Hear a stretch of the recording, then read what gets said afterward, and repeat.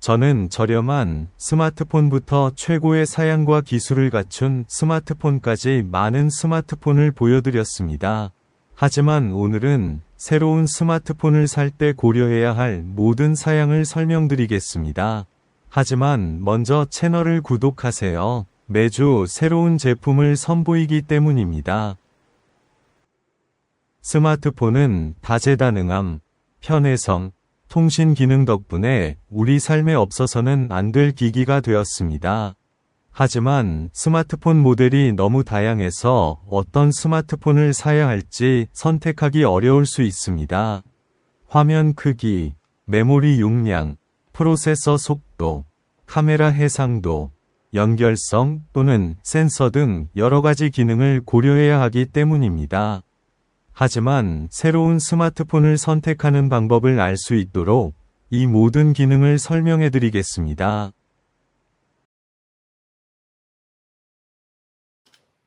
화면에 대해 화면 크기, 전면 카메라용 컷아웃 여부, 해상도, 재생률, 화면 유형을 선택할 수 있습니다. 색상이 더 선명할 수 있기 때문입니다. 6.7인치 120HZ VOLED 화면을 추천합니다.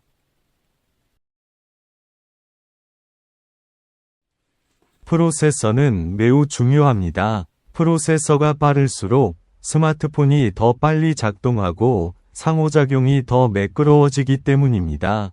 프로세서는 여러 개의 코어, 속도, 통합 그래픽 프로세서를 가질 수 있는데 이는 게임에 매우 중요합니다. 2.4GHz에서 최소 6개의 코어가 있는 미디어틱 또는 스냅드래곤 프로세서를 사용하는 것이 좋습니다.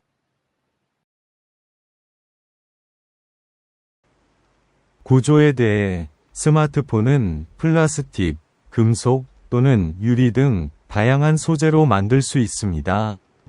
충격과 긁힘에 더 잘 견디도록 코팅을 할 수도 있습니다.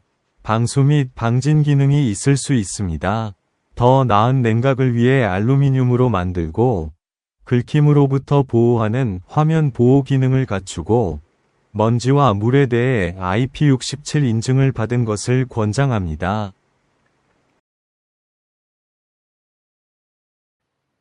램, 메모리는 스마트폰을 사용할 때 모든 앱이 들어가는 메모리이므로 평소에 앱을 많이 열어둔다면 메모리가 많이 있어야 합니다. 그리고 4GB에서 24GB까지 선택할 수 있습니다. 최소 8GB로 선택하는 것을 추천하지만 스마트폰에서 플레이한다면 더 필요할 수 있습니다.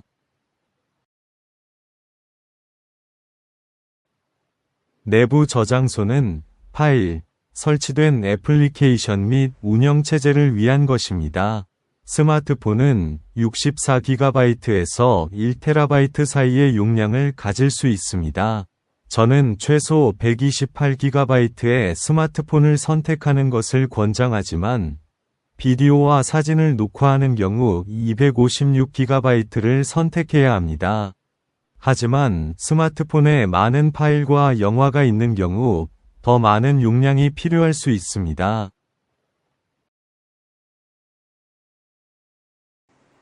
스마트폰에는 일반적으로 두 가지 유형의 카메라가 있습니다.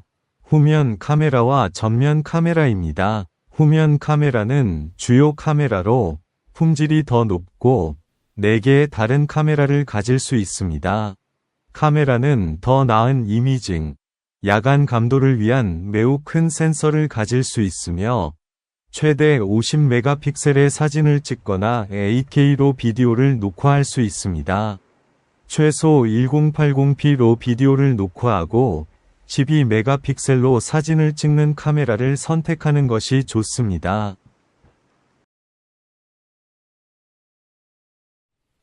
전면 카메라는 일반적으로 화상 통화를 하기 위한 것입니다. 하지만 화면에서 많은 공간을 차지하거나 적은 공간을 차지할 수 있습니다. 32메가픽셀을 가질 수 있고 4K 비디오를 녹화할 수 있습니다. 하지만 화상 통화의 경우 720p 카메라로 충분합니다.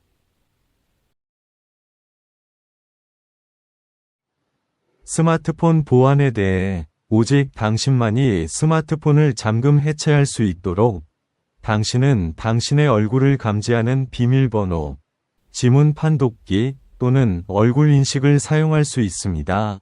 저는 최소한 지문 판독기가 있는 것을 권장하지만 다른 보호 시스템을 선호하는지는 당신에게 달려 있습니다.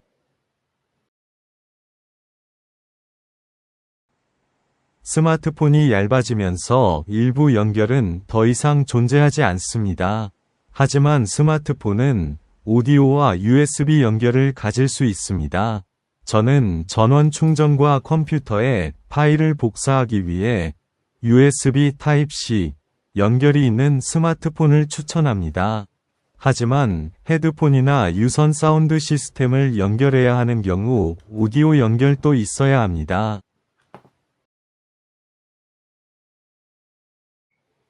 무선 연결에 대해 스마트폰은 모바일 데이터 또는 와이파이를 사용하여 인터넷에 연결됩니다. 현재는 4G와 5G가 가장 일반적이지만 6G가 차세대가 될 것입니다. 와이파이에 연결하려면 3기가비트 속도의 와이파이 5 또는 9기가비트 속도의 와이파이 6을 사용할 수 있습니다. 그리고 주변 기기와 통신하기 위한 블루투스도 있습니다.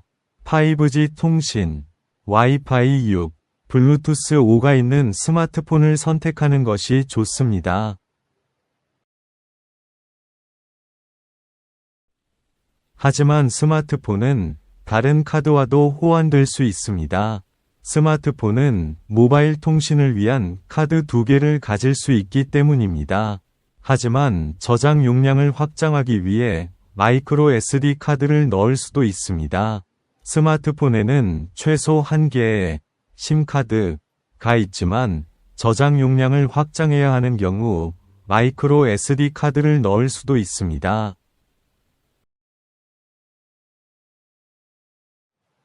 배터리 용량이 클수록 스마트폰이 배터리를 다시 충전하기 전까지 더 오래 지속됩니다.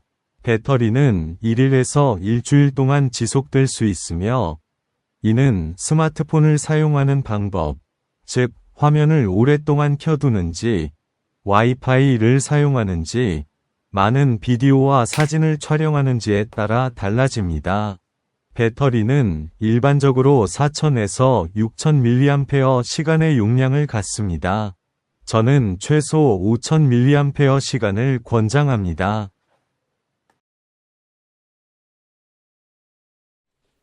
배터리 충전은 유선 또는 무선의 두 가지 방법으로 할 수 있습니다. 유선 충전은 10W에서 240W 사이이며 전력이 높을수록 충전 속도가 빨라지고 스마트폰을 15분 안에 충전할 수 있습니다. 무선 충전은 5W에서 50W 사이입니다. 최소 20W를 사용하는 것이 좋습니다. 그러면 스마트폰을 40분 안에 충전할 수 있습니다.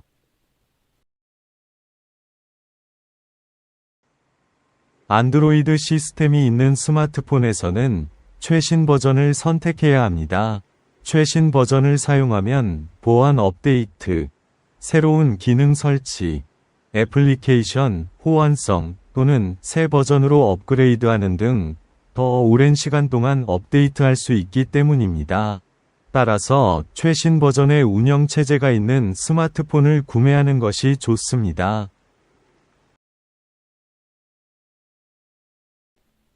하지만 사람들이 상자를 열 때만 기억하는 것이 하나 있는데 그것은 상자에 포함된 액세서리입니다. 제조업체가 액세서리를 포함하지 않기 때문입니다. 하지만 상자에는 보호 커버, USB 케이블, 전원 충전기, 헤드폰을 포함할 수 있습니다. 스마트폰을 떨어뜨리지 않도록 보호하는 보호 커버와 전원 충전기를 포함하는 것이 좋습니다. 하지만 포함되지 않은 것은 구매해야 할 수도 있습니다. 그리고 이는 여러분에게 가장 적합한 스마트폰을 선택하기 위해 고려해야 할 주요 사양과 기술입니다. 이 영상이 스마트폰 사양을 설명하고 여러분에게 가장 적합한 스마트폰을 선택하는 데 도움이 되었으면 합니다. 하지만 이제 채널을 구독하세요. 저는 매주 새로운 제품을 선보이고 영상에 좋아요를 눌러 채널이 성장하도록 돕고